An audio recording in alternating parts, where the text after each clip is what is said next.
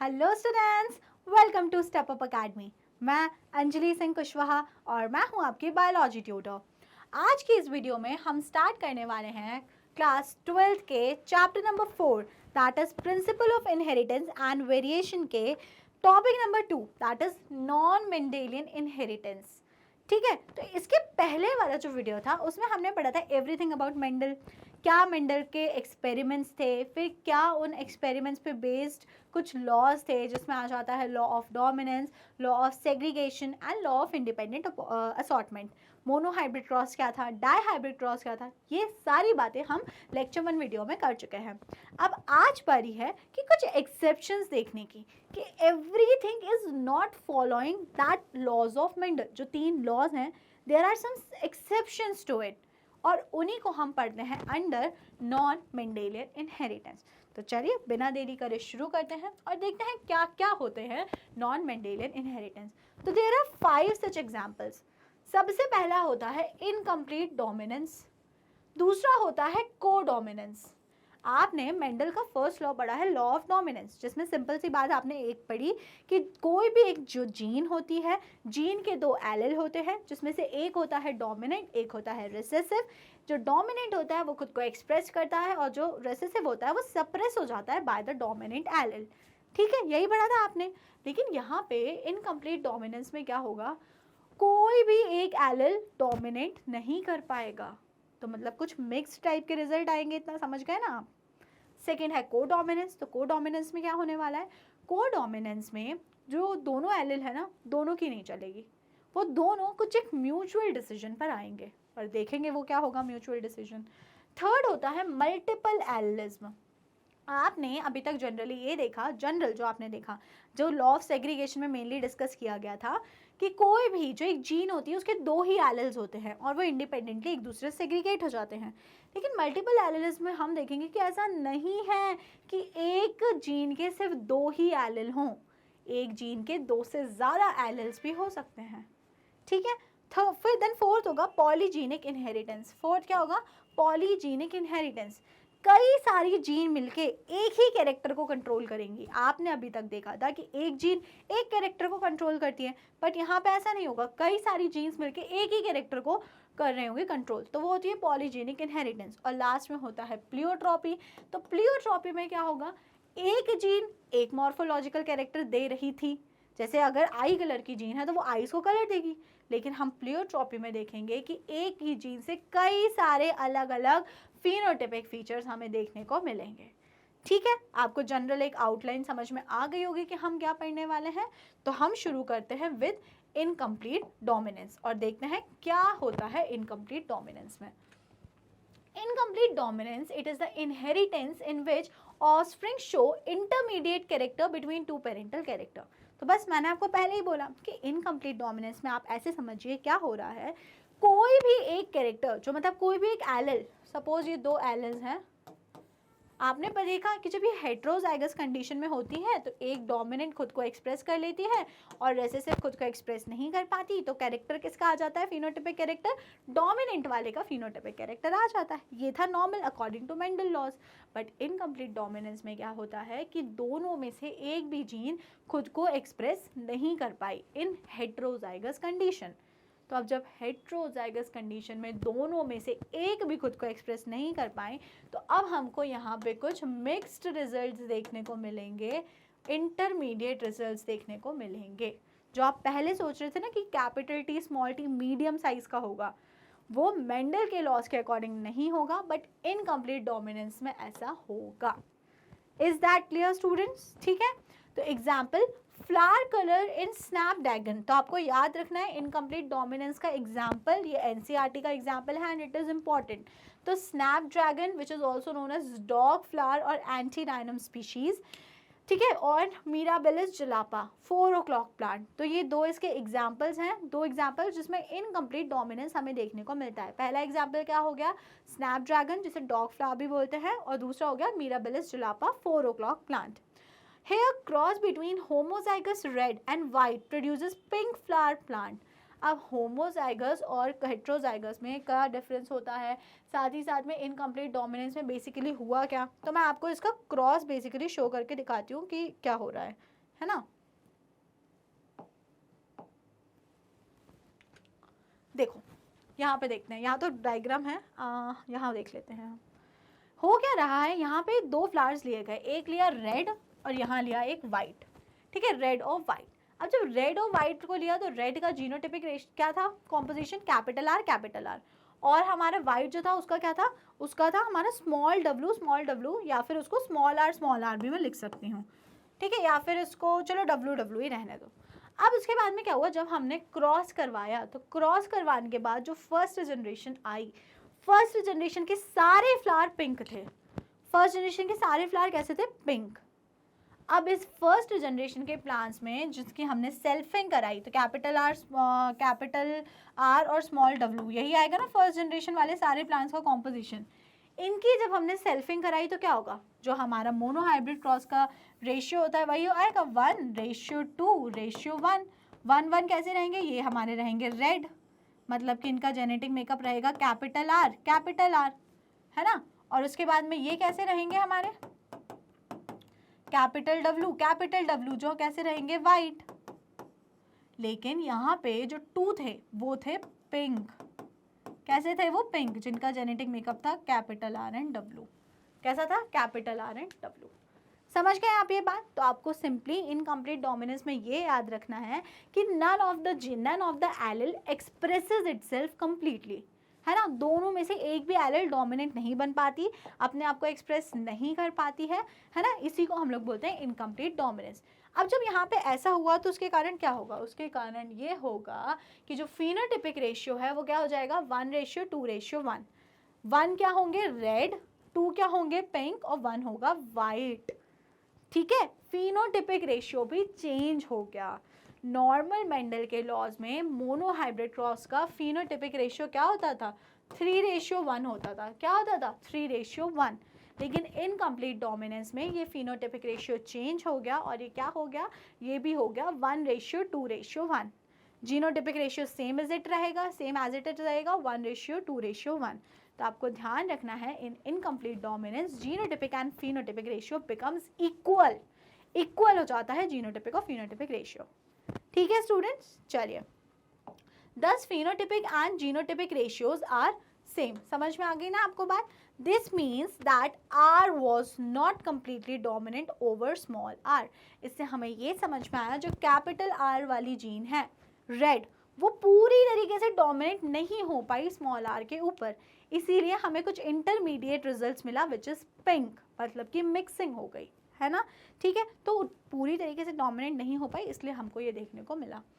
P plant also show incomplete dominance in other traits. तो P plants की भी अगर हम बात करें जो मेंडल ने स्टडी किया था, उसमें भी हमें कई सारे दूसरे ट्रेट्स में, चलो हाइट में नहीं मिला लेकिन दूसरे किसी ट्रेट्स में हमें इनकम्प्लीट डोमिनेंस देखने को मिलेगा, ठीक है, क्लियर। तो इनकम्प्लीट डोमिनेंस आपको समझ में आया क्या होता है, जब एक एलिल दूसरे के ऊपर कंप्लीटली डोमिनेट नहीं कर पाती है उसको ही हम बोलते हैं इनकम्प्लीट डोमिनेंस। और इनकम्प्लीट डोमिनेंस में जीनोटिपिक और फिनोटिपिक दोनों रेशियो हो जाते हैं इक्वल, ठीक है।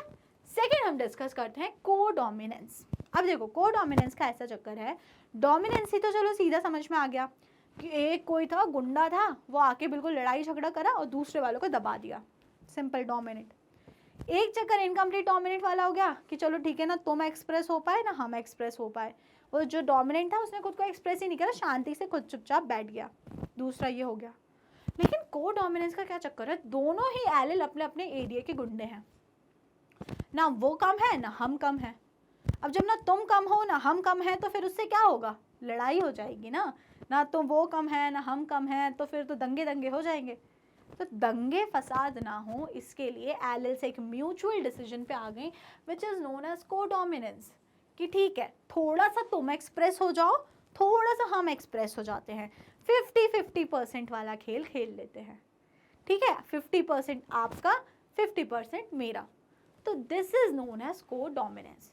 कुछ समझ आया होगा आपको। तो it is a inheritance in which both alleles of a gene are expressed in a hybrid, क्योंकि दोनों ही एलिल डोमिनेंट हैं, दोनों की लड़ाई हो जाती ठीक है, वो भी कम नहीं थी, ये भी कम नहीं थे, तो अब यहाँ पे क्या हो रहा है, दोनों एलिल खुद को एक्सप्रेस करती हैं। इनकम्प्लीट में दोनों नहीं कर पाई थी, कोडोमिनेंस में दोनों खुद को एक्सप्रेस करेंगी, एक नहीं, आउट ऑफ टू नहीं, बोथ विल एक्सप्रेस देमसेल्व्स। ठीक है, example ABO blood grouping in human, और कोडोमिनेंस का सबसे अच्छा एग्जाम्पल होता है AO blood grouping in humans. ठीक है, ABO blood grouping in human सबसे अच्छा एग्जाम्पल होता है कोडोमिनेंस का।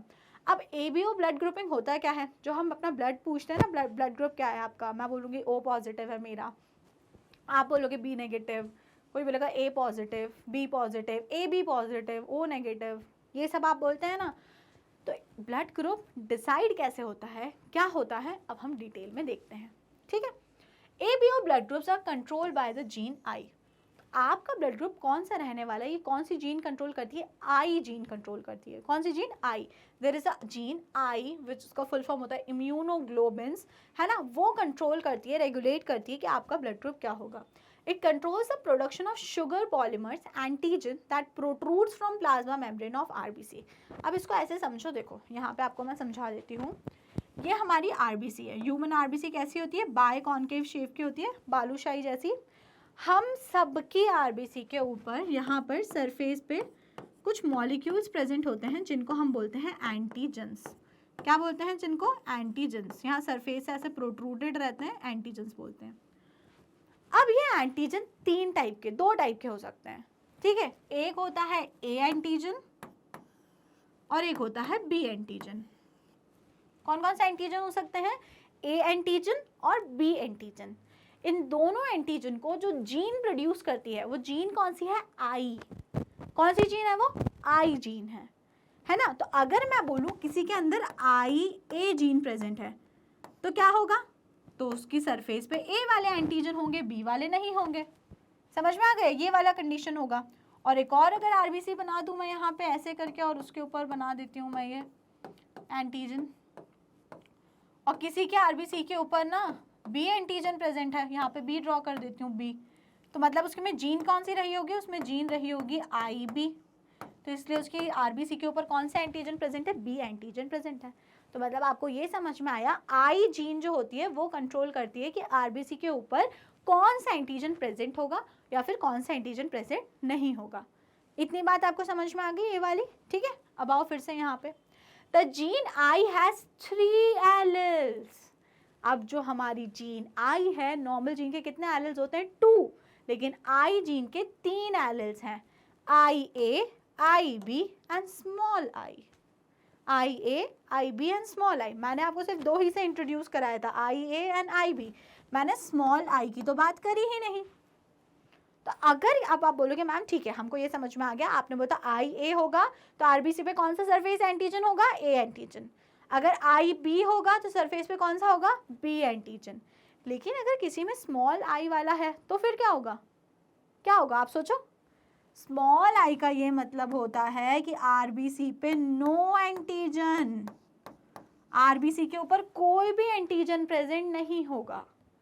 ठीक है, आ गई आपको बात समझ में। तो अगर आई ए है तो आरबीसी पे ए एंटीजन, अगर आई बी है तो आरबीसी पे बी एंटीजन, और अगर स्मॉल आई है तो आरबीसी के ऊपर हो गया नो एंटीजन। तो जो हमारी आई जीन होती है उसके 3 एलिल्स हो गए। ठीक है, I A, I B and small I. अब अगर हम आगे बात करें तो I and I B produce a slightly different form of the sugar. अब यहाँ पे जो मैं आपको बात समझा रही थी ना गुंडे वाली, आई ए और आई बी दोनों ही जो एलिल्स हैं वो दोनों गुंडे हैं, वो एक दूसरे के ऊपर एक दूसरे को डोमिनेट करने ही नहीं देंगे।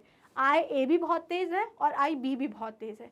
ये बेचारा सीधा साधा है स्मॉल आई, ये पहले ही रेसेसिव हुआ बैठा है, बट 2 तो फिर भी डोमिनेंट है ना। आउट ऑफ 3 एक चलो फिर शांत हो गया, 3 लोग थे लड़ाई में, एक पहले बार खुद से शांत हो गया।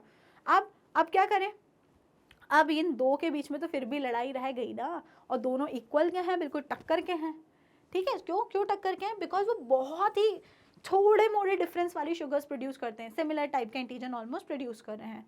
Allele I doesn't produce any sugar, जो स्मॉल आई है वो कोई भी शुगर प्रोड्यूस नहीं करती, इसीलिए किसी में अगर स्मॉल आई है तो वहाँ पे कोई एंटीजन नहीं होगा। इतनी बातें आपको क्लियर हुई कि नहीं। ठीक है, यहाँ तक आपको समझ में आ गया कि आई ए आई बी दोनों गुंडे हैं। एक जीन होती है आई जो कंट्रोल करती है कि आरबीसी के ऊपर कौन सा हमारा एंटीजन होगा, और जो एंटीजन होता है वही डिसाइड करता है ब्लड ग्रुप।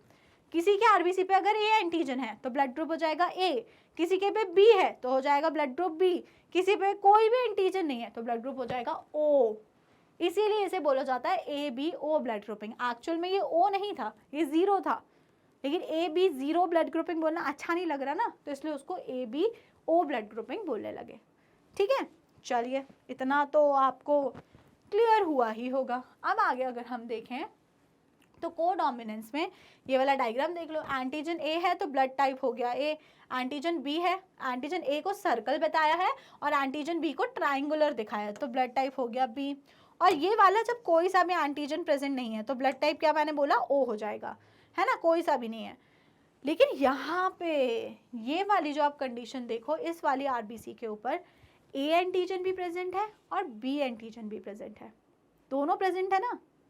तो यहाँ से हमको ये समझ में आया कौन सा एंटीजन प्रेजेंट है, ये चीज़ डिसाइड करती है हमारा ब्लड ग्रुप। अगर सारे एंटीजन ए हैं तो ब्लड ग्रुप हो जाता है ए, अगर सारे एंटीजन बी हैं तो ब्लड ग्रुप हो जाता है बी, कोई भी एंटीजन नहीं है तो ब्लड ग्रुप हो जाता है ओ। लेकिन अगर ए और बी एंटीजन दोनों प्रेजेंट हैं तो ब्लड ग्रुप हो जाता है ए बी। क्या हो जाता है, ए बी। तो there are 4 types of blood group, A B O and A B. तो ए ब्लड ग्रुप है किसी का, मतलब कि सरफेस पे कौन सा एंटीजन है, ए एंटीजन, बी है तो बी एंटीजन, ओ है तो नो एंटीजन, कोई सा भी प्रेजेंट नहीं है, और ब्लड ग्रुप ए भी है तो मतलब A antigen and B antigen both are present. ठीक है, चलो ये भी समझ में आ ही गया होगा। अब अगर हम आगे देखते हैं जीनोटाइप का ब्लड ग्रुप से क्या रिलेशन होगा, जीनोटाइप और ब्लड ग्रुप कैसे रिलेटेड है। देखो कोई भी जीन है, भले ही उसके कितने भी एलिल्स एग्जिस्ट करते हैं, फॉर एग्जांपल कोई एक जीन है उसके 100 एलिल एग्जिस्ट करते हैं, कितने 100, लेकिन ऐसा नहीं होगा कि वो 100 एलिल आप में भी पूरे होंगे, आप में कोई 2 ही होंगे, आप में क्या होंगे, कोई 2 ही होंगे। ये बात आप समझ लीजिए तो आपको कोडोमिनेंस समझ आ जाएगा। ठीक है, जैसे कि फॉर एग्जांपल जो हमारी आई जीन थी, आई जीन, इसके कितने एलिल थे, 3 एलिल्स थे। क्या क्या थे वो 3 एलिल्स, 3 एलिल्स में थे I A, I B and small I, 3 alleles थे। लेकिन अब ऐसा नहीं होगा ये तीनों एलिल्स एक साथ प्रेजेंट होंगे किसी भी ऑर्गेनिज्म में। आउट ऑफ 3 कोई 2 alleles he at a time present हो सकते हैं। क्या बोल रही हूँ मैं, जैसे किसी में suppose I A I B present होगा, किसी में I B small I present होगा, किसी में क्या प्रेजेंट होगा, I A and small I present होगा। ठीक है, किसी में आई ए 2 बार होगा, किसी में आई बी 2 बार होगा, और किसी में आई और आई ही होगा। ये चीज़ आपको क्लियर हुई कि नहीं हुई, कि मतलब कि भले ही 3 एलिल्स हैं लेकिन एट अ टाइम, एक टाइम में सिर्फ 2 ही एलिल प्रेजेंट हो सकती हैं। ठीक है, तो अगर किसी का ब्लड ग्रुप ए है तो उसमें क्या क्या प्रोबेबिलिटी है, या तो आई ए रहा होगा, है ना एलिल, या तो आई ए स्मॉल आई रहा होगा। अब आई ए स्मॉल आई में आपको कोई डाउट होना ही नहीं चाहिए, क्योंकि स्मॉल आई था वो ऑलरेडी रेसेसिव था, डोमिनेंट तो ए और बी थे। ठीक है, अगर बी ब्लड ग्रुप है तो आई बी होगा, या फिर आई बी स्मॉल आई रहा होगा। पंगे फंसे ए बी में, पंगे क्या फंसे ए बी में, जहां पर कौन कौन सी थी दोनों एलिल, एक तो थी आई बी और एक तो थी आई बी, दोनों ही लड़ाकू वाली प्रेजेंट थी, आई ए और आई बी। अब इस सिचुएशन में ये हुआ, इस सिचुएशन में दोनों ने कोऑपरेट करा और दोनों ने बोला हम दोनों साथ में एक्सप्रेस हो जाते हैं, और वो दोनों जब साथ में एक्सप्रेस हुई तो हमारा ब्लड ग्रुप जो बना वो बना ए बी ब्लड ग्रुप। कौन सा बना, ए बी ब्लड ग्रुप। और लास्ट में अगर हम ओ ब्लड ग्रुप की बात करें तो दोनों रेसेसिव जीन प्रेजेंट है, that is small I small I.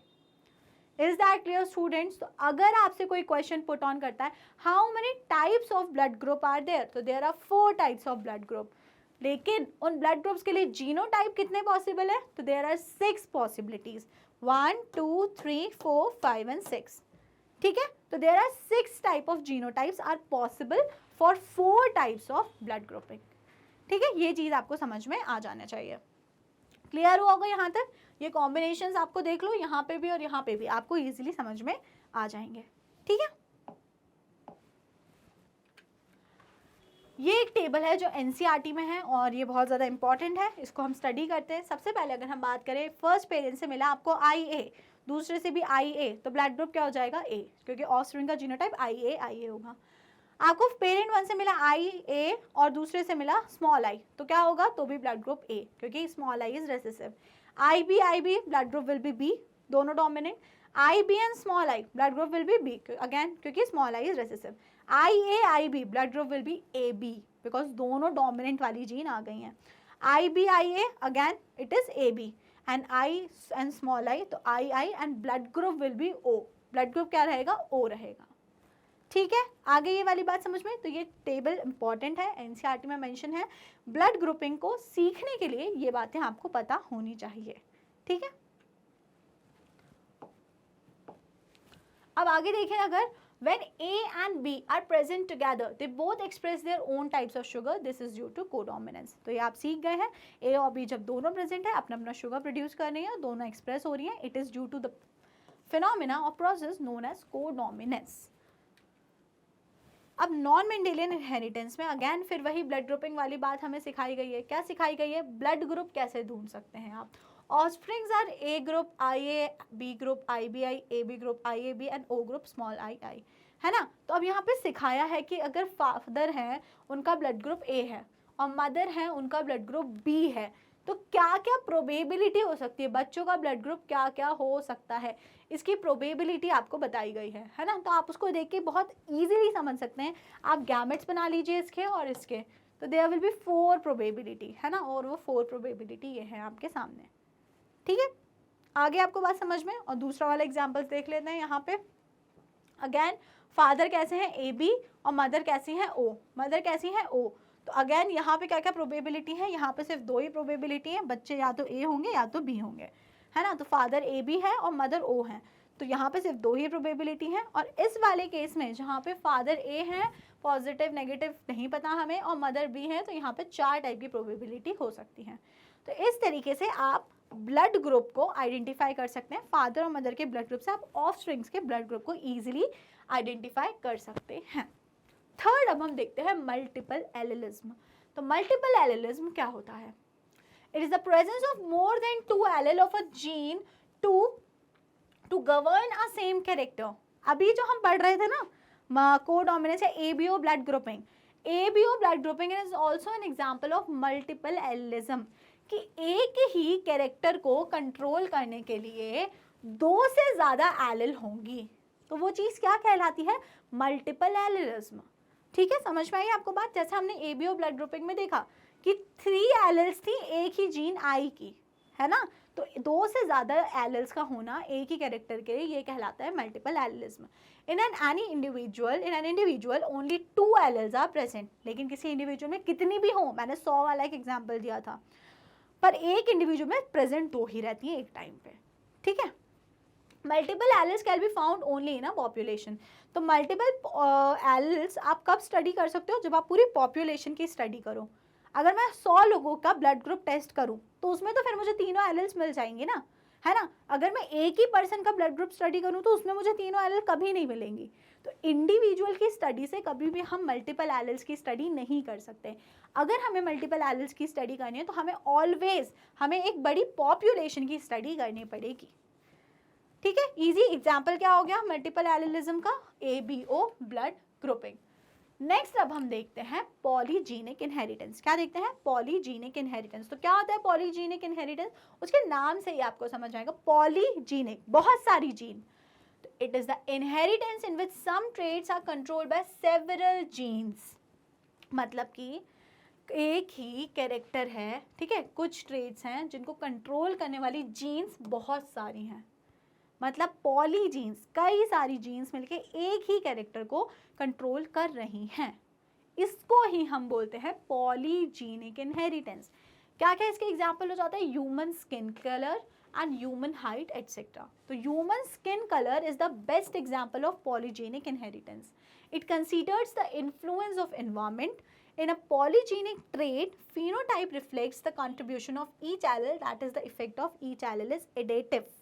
अब देखो ये वाली बात समझ लो थोड़ा सा अच्छे से। क्या बोला इन्होंने, अगर कहीं पॉलीजेनिक ट्रेट है कोई भी, जैसे ह्यूमन स्किन कलर है, तो अब उसमें होगा क्या, जो फिनोटाइप है ना, ये देखो ह्यूमन पॉपुलेशन में इतना सारा हमको वेरिएशन देखने को मिलता है स्किन कलर में, तो हम कैसे पता लगाएंगे कौन सा एलील कितना एक्सप्रेस हुआ है? तो ये हमें पता चलेगा सिर्फ और सिर्फ फिनोटाइप को एक्सप्रेस करके। अगर ज़्यादा गोरे लोग हैं, मतलब कि जो स्किन कलर ब्राइट वाला था, फेयर वाला था, वो एक्सप्रेस हुआ है। अगर ज़्यादा काले लोग हैं, मतलब जो डल ब्राउन या डार्क वाला जो हमारा एलील, उसने खुद को एक्सप्रेस किया है। आ गई आपको बात समझ में? ठीक है, तो ये था पॉलीजेनिक इनहेरिटेंस। अब हम और भी कुछ देख लेते हैं human skin colour polygenic inheritance में ही। क्या है कि assume that 3 genes A B C control human skin colour. A B C 3 gene है जो क्या कंट्रोल कर रही है? ह्यूमन स्किन कलर को कंट्रोल कर रहे हैं। Dominant forms A B C responsible for dark skin colour. A B and C capital जो है वो किसके लिए रिस्पॉन्सिबल है? डार्क स्किन कलर के लिए। And recessive form small A small B small C are responsible for light skin colour. ठीक है, ये इन्होंने एक एग्जाम्पल आपको दिया है। तो डोमिनेंट वाले उसमें कंट्रोल कर रहे हैं डार्क स्किन कलर को, और रेसेसिव वाले कंट्रोल कर रहे हैं लाइट स्किन कलर को। तो अब क्या होगा? Genotype with all the dominant allele, सारे डोमिनेंट एलिल हैं, give the darkest skin colour. यही आपको भी समझा रहे थे हम। क्या समझा रहे थे आपको? अडैप्टिव है, एलिल्स कितनी है उसके बेसिस पे फिनोटाइप होगा। तो अगर यहाँ पे सारी डोमिनेंट है तो ये इस इंसान का कलर जो होगा वो बहुत डार्क होगा। Genotype with all the recessive, वो कैसा होगा? वो सबसे ज़्यादा गोरा होगा, सबसे ज़्यादा ब्राइटेस्ट होगा। तो जितनी एलिल उतना फिनोटाइप उससे अफेक्ट हो जाएगा। समझ में आई? इसीलिए वहाँ पे एक लाइन लिखी हुई थी कि effect of alleles is adaptive, जितनी है उनको ऐड करके उसका हमें अल्टीमेटली इफेक्ट मिलेगा। ठीक है, genotype with 3 dominant 3 recessive allele gives intermediate skin colour. और अगर कोई ऐसा है जिसमें 3 डोमिनेंट 3 रिसेसिव है, जैसे कि ये हो जाएगा, तो वो कैसा होगा? उसका स्किन कलर बीच का हो जाएगा, बीच का, ना काला ना गोरा। ठीक है, तो ये बात आपको बहुत अच्छे से समझ में आ गई होगी। Thus, number of each type of alleles in the genotype determine the darkness or the lightness of the skin. कितनी एलिल है इससे डिफाइन होगा कितना गोरा और या फिर कितना काला इंसान है। ओके, तो पॉलीजीनिक इनहेरिटेंस का बेस्ट एग्जांपल क्या है? ह्यूमन स्किन कलर, जो आपको बहुत अच्छे से और बहुत इजीली याद हो जाएगा। इसमें कुछ बहुत ज़्यादा डिफिकल्ट नहीं है। ठीक है, लास्ट में देखते हैं प्लियोट्रोपी। तो प्लियोट्रोपी क्या होता है? Here a single gene exhibit multiple phenotype. अब एक ही जीन है और वो कई सारे फिनोटाइप शो कर रही है। Such a gene call is pleiotropic gene. तो जब एक जीन कई सारे फिनोटाइप एक्सप्रेस करे उसको बोलते हैं प्लियोट्रोपिक जीन। एग्जाम्पल क्या है? In most cases mechanism of pleiotropy is effect of gene on metabolic pathway which contributes towards different phenotype. तो जनरली प्लियोट्रोपी हमें कहाँ देखने को मिलती है? मेटाबॉलिक पाथवेज में देखने को मिलती है, जहाँ एक ही जीन कई सारे फीचर्स, कई सारे फिनोटाइप्स को अफेक्ट कर रही होती है। Example starch synthesis in pea, phenylketonuria, sickle cell anaemia and etcetera. तो ये 3 एग्जाम्पल है प्लियोट्रोपी के। ठीक है, ठीक है, तो एग्जाम्पल्स क्या क्या हो गए? Starch synthesis, phenylketonuria and sickle cell anaemia. तो चलो एक एक करके एग्जाम्पल्स को डिस्कस कर लेते हैं हम।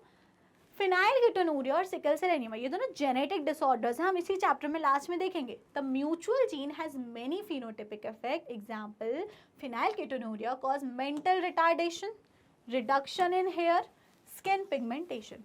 अब देखो एक ही जीन डिस्टर्ब हुई थी सिकल सेल एनीमिया में भी और किसमें? हमारे फिनाइलकीटोनुरिया में भी, लेकिन उसके कारण फिनोटिपिक इफेक्ट्स कितने हो गए? 3 देखने को मिल रहे हैं आपको यहाँ पे।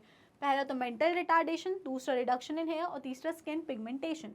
तो एक ही जीन के अफेक्ट होने से आपको 3 अलग अलग फिनोटाइप देखने को मिल रहे हैं। This is pleiotropy, this is pleiotropy and the gene is known as pleiotropic gene.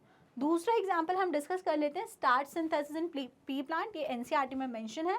तो क्या हो रहा है इसमें? Starch is synthesized effectively by capital B gene. कोई एक मटर का दाना है, उसमें कैपिटल बी और कैपिटल बी अगर प्रेजेंट है तो मतलब वो बहुत अच्छे से उसमें स्टार्च फॉर्म हुआ है।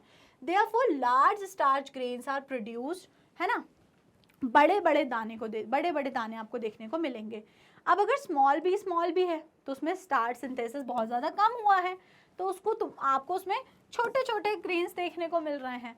और starch grain size also shows incomplete dominance. अब देखो यहाँ पे क्या बात हो गई कि एक ही जीन है, capital B and small B, ठीक है, एक ही जीन है, स्टार्च का मतलब फॉर्मेशन कैसा हो रहा है, उसके दो एलिल्स हैं, कैपिटल बी और स्मॉल बी।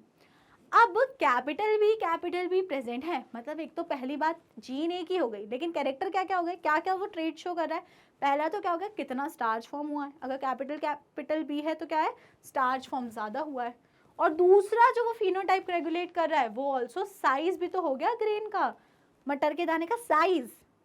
तो एक ही जीन यहाँ पे दो कैरेक्टर्स को एक्सप्रेस कर रही है ना, दो फिनोटाइप शो कर रहा है, पहला तो स्टार्च फॉर्मेशन और दूसरा साइज ऑफ द सीड, है ना। तो अगर कैपिटल बी है तो उसमें स्टार्च भी ज़्यादा है, उसका साइज भी बड़ा है, और अगर स्मॉल बी है तो उसमें स्टार्च सिंथेसाइज भी कम हुआ है और उसका साइज भी छोटा है, ठीक है, ये देख लो। और ऑल्सो किसका एग्जाम्पल हो गया, और जो अगर इंटरमीडिएट होगा, कैपिटल बी स्मॉल बी होगा, तो ये जो ग्रेन साइज होगा ये मीडियम होगा। तो ऑल्सो ये जो है हमारा starch synthesis in plant, it is also an example of incomplete dominance का भी एग्जाम्पल है ये वाला जो पॉइंट है, the starch synthesis in pea plant. तो आपको समझ में आई होगी प्लियोट्रोपी, है ना, कुछ भी बहुत डिफिकल्ट नहीं था। So that is all for today. अभी हमने आज की इस वीडियो में क्या पढ़ा, हमने पढ़ा नॉन मेंडेलियन इनहेरिटेंस। अगर आपको कोई भी डाउट होता है तो आप अपने डाउट्स को फटाफट से कमेंट सेक्शन में मेंशन कर दीजिएगा। बाकी वीडियो पसंद आई हो तो वीडियो को जल्दी से कर दीजिएगा लाइक, और स्टेप अप अकेडमी को कर लीजिए सब्सक्राइब। Thank you and